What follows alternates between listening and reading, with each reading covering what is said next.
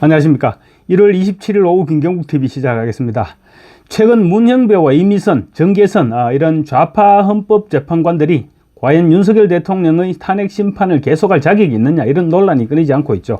문형배는 까도 양파 껍질 까듯이 계속 지금 의혹이 터져나오고 있어서 거의 뭐 조국급이다, 조국 정도 수준이다, 이런 평가까지 받고 있습니다.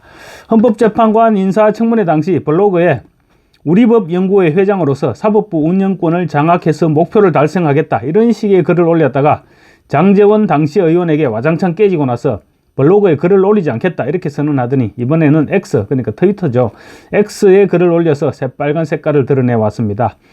그런데 X에 올린 글이 지금 계속 말썽이 되니까 글을 수정하다가 수정을 해도 지금 너무 많다 보니까 아예 계정을 닫아버렸습니다. 계정을 닫기 전에 또 이재명을 음파하는 그것까지 또 했습니다. 국가의 운명을 좌우하는 대통령 탄핵 심판을 총괄하는 헌법재판소장 직무대행이라는 사람이 탄핵 심판 서류가 아니라 자신의 X 계정을 들여다보면서 과거 자신의 글 가운데 문제되는 것이 없었느냐, 그런 것을 찾아서 고칠 것은 없나, 뭐 이런 행동을 하고 있었다는 것이 참 선뜻 납득하기도 어려울 뿐만 아니라 헌법재판소 소장 권한대행이 이런 사람이었다는 것이 믿겨지지도 않습니다. 그렇게 들여다보면서 고치다가 이제 감당이 안 되니 아예 계정문을 닫아버렸다는 것인데, 이게 지금 헌법재판소장 대행이라는 사람이 현재 하고 있는 그런 짓거리입니다. 문형배는 헌법재판소장 권한대행은 물론이고 헌법재판관 역할조차 해서는 절대로 안 될 그런 인물임이 지금 갈수록 분명해지고 있습니다. 임기가 오는 4월 18일까지인데 정말로 조기 퇴진하라고 권유하고 싶은 그런 심정입니다. 이런 문형배와 이미선, 정계선 등의 좌파들이 자리 잡고 있는 헌법재판소에서 윤석열 대통령의 탄핵 심판이 진행되고 있다는 것이 굉장히 우려스러운 것도 사실입니다. 거기에다 지금 헌법재판소는 국무총리와 감사원장, 또 법무부 장관, 서울중앙지검장, 이런 시급하게 처리해야 될 탄핵안이 지금 산재해 있습니다. 수북이 쌓여 있습니다. 그럼에도 이런 탄핵안에 대한 처리는 차일피일하면서 민주당이 추천한 마은혁 헌법재판관 후보를 빨리 임명시키기 위해서 오는 내달 3일 특별기일을 소집해 둔 상태입니다.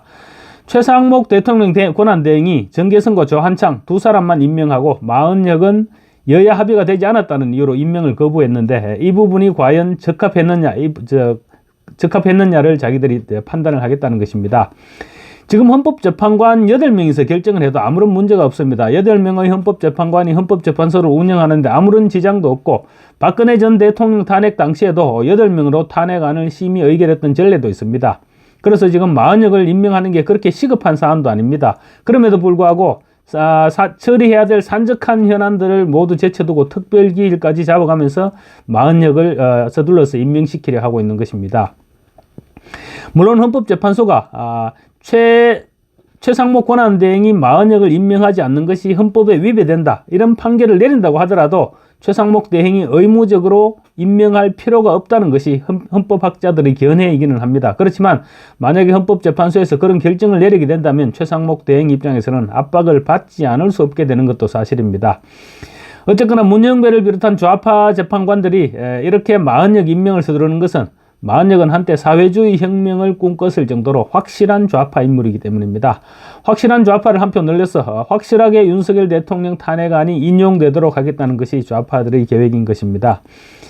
지난 23일 이진숙 방송통신위원장에 대한 탄핵안을 표결 처리한 결과 4대4로 기각이 되었습니다. 4대4로 기각된 그 결과를 놓고 좌파들이 다소 충격을 먹지 않았나, 이런 생각도 들게 합니다. 이대로 가다가는 윤석열 대통령 탄핵안이 기각될 수도 있다는 위기감을 느꼈을 수도 있고, 또 윤 대통령 탄핵안 최종 판단에 앞서서 국무총리나 장관, 서울중앙지검장 등 여러 탄핵안에 대해서 의결을 해야 되는데 그 의결이 또 불안했을 수도 있을 것 같은 그런 생각도 듭니다. 좌파들이 이처럼 마은혁 임명을 서두르고 있는 것은 확실한 6명을 확보할 확실한 자신이 없기 때문인데, 그래서 지금 8명의 헌법재판관 가운데 중간지대에 있는, 그러니까 쉽게 말하면 스윙보트가 어떤 사람이 있을까 한번 찾아봤습니다. 오늘자 법률신문도 참고했는데 한번 말씀드려 보겠습니다. 이진숙 방통위원장 탄핵 심판 사건에서는 기각대 인용이 4대4로 나왔습니다. 탄핵이 인용되기 위해서는 6명 이상이 찬성이 있어야 되므로 기각됐죠. 이 사건에서 김형도, 정형식, 김복형, 조한창 헌법재판관 등 4명은 기각 의견을, 문형배, 이미선, 정계선, 정정미 등 4명은 인용 의견을 냈습니다. 문재인이 발탁한 문형배, 이미선, 그리고 민주당 몫으로 지명된 정계선, 세 사람은 확실한 골수 좌파로 두 번 생각할 필요도 없는 사람들입니다. 윤석열 대통령이 지명해서 임명한 정형식, 그리고 국민의힘에서 추천한 조한창 헌법재판관은 확실한 우파 성향으로 분류되고 있습니다. 그래서 정치적인 사건에서 캐스팅 보트로 분류한다면 크게는 김형두, 정정미, 김복형 세 사람으로 볼 수 있습니다. 마은혁이 임명되지 않을 경우 이들 세 사람 가운데 한 사람, 마은혁이 임명된다고 가정했을 때는 이들 세 사람 가운데 두 사람이 탄핵 반대 의견을 내놓아야만 대통령의 탄핵안은 기각될 수 있습니다. 우선 이진숙 방송통신위원장은 임명된 지 이틀 만에 국회가 탄핵을 했습니다. 그래서 사실상 탄핵을 당할 만한 일을 할 시간도 없었습니다. 임기가 끝난 KBS와 MBC의 이사진을 교체한 것이 전부였습니다. 그럼에도 불구하고 헌법재판관 4명이 탄핵 인용 의견을 냈습니다. 그래서 이 4사람은 확실한 좌파가 아니냐, 이런 분석이 나왔습니다. 그렇지만 법조계에서는 김형두, 김복형과 함께 정정미도 스윙보트 역할을 할 것이다, 이런 관측이 나오고 있다고 합니다.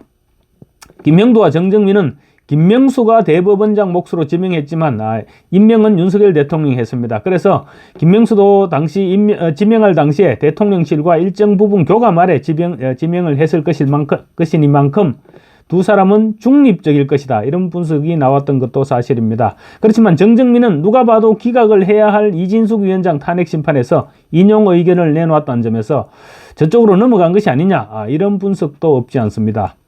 또 김형두 역시 민주당 서영교 의원과 모임에서 웃고 떠드는 모습이 사진이 찍히면서 좌파가 아니냐, 이런 분석도 제기됐는데 이진숙 위원장 탄핵 심판에서 일정 부분 오해를 불식시킨 것으로 그렇게 분석도 되고 있습니다. 조희대 대법원장이 지명권을 행사했던 김복형 재판관의 경우 인사청문회를 할 때부터 우파 성향으로 분류되기도 했었습니다. 법조계에서는 정형식 재판관의 경우에도 의외로 이념에 구애받지 않고 법리에 충실한 성향이어서 결정적일 때 스윙보트가 될 것이다, 이런 의견도 있다고는 하지만 지금까지로 봤을 때는 큰 문제는 없을 것 같습니다. 법률신문에 따르면 한 법조 관계자는 법상 권리 구제를 구하는 사건은 물론 특히 민감한 정치적 사건에서 헌재의 중립성과 공정성 등에 의문이 생기지 않도록 스윙보트가 중심을 잘 잡아야 한다. 사안에 따라서 정정미, 김복형 재판관이 스윙보트 역할을 하고 그 가운데 있는 김형두 재판관이 법리에 입각해서 사안에 따라 합리적 판단을 할 것으로 예상된다고 말했다고 보도를 했습니다. 법률신문은 또 헌법연구관 출신의 한 법조인의 입을 빌려서 헌법재판소는 절차나 증거조사 등 세부적인 부분에서 법원과 다른 측면이 있어서 재판관들도 2, 3년 해보니 알겠다, 이런 말을 하곤 한다면서 그렇기 때문에 취임 시기 등을 고려해서 볼 때 정정미 재판관이 스윙보트 역할을 할 것으로 보인다고 말하고 있기도 하답니다. 그래서 결론적으로는 김형두 아니면 정정미, 이 두 사람 또는 두 사람 중에 한 사람이 마지막 스윙보트 역할을 하지 않겠나, 이런 전망을 내놓고 있다고 합니다. 문형배 얘기를 조금 더 붙이겠습니다. 김용현 전 국방부 장관 측 유성수 변호사가 오늘 문형배에 대해서 협박, 그리고 직권남용 권리방해, 강요죄 등의 혐의로 서울중앙지검에 고발을 했습니다. 이에 따라 이미선에 이어서 헌법재판관 두 사람이 지금 이제 서울중앙지검에 고발이 된 것입니다. 김 전 장관의 변호인단에 따르면 문형배는 지난 23일 윤석열 대통령 탄핵 심판의 정인으로 출석해서 그때 당시 김 전 장관에게 재판상 불이익을 줄 것처럼 해악을 고지하고 헌법재판소장 직무대행자로서 권한을 남용해서 정은 거부권 행사를 방해했다, 이렇게 주장을 했습니다. 탄핵 심판에서 김 전 장관이 국회 측 반대 신문에 응하지 않겠다고 했는데 그때 문형배가 본인이 하지 않겠다면 할 수 없지만 그럴 경우 일반적으로 판사는 정인의 신빙성을 낮게 평가한다, 이렇게 말하고 약 5분간 휴정을 했다고 합니다. 그때 이제 윤 대통령 측에서 반대 신문에 응하는 게 좋겠다고 김 전 장관을 설득해서 김 전 장관이 거부권 행사를 철회하고 국회 신문에 응했다고 합니다. 김 전 장관 측 변호인단은 문형배의 이 같은 발언에 대해서 마치 재판상의 불이익을 줄 것처럼 해악을 고지하고 헌법재판소 직무대행자로서 권한을 남용해서 정은 거부권 행사를 방해했다. 해악 고지에 외포돼 정인이 정은 거부를 포기하고 정은하기에 이르렀다고 주장했습니다. 문형배는 제가 어제 말씀드렸다시피 자기가 담당했던 사소한 선거법 위반 사범에 대해서는 벌금 100만 원의 중형을 선고했으면서도 선거법에서는 벌금 100만 원이 굉장히 중형이죠. 향후 5년간 피선거권이 박탈되기 때문입니다. 그런 중형을 선고했으면서도 이재명 사건에 대해서는 판결이 잘못된 것 같다고 말하는 것으로 전해지는가 하면 또 이처럼 탄핵 심판을 주관하면서 편파적인 진행을 일삼고 있는 것입니다. 이 같은 행태들로 볼 때 문영배는 반드시 탄핵 심판에서 제외돼야 하는 것은 분명한데 탄핵 심판에서 제외시키기 위해서는 우리가 꾸준히 계속해서 압박을 가하는 수밖에 없을 것 같습니다. 감사합니다.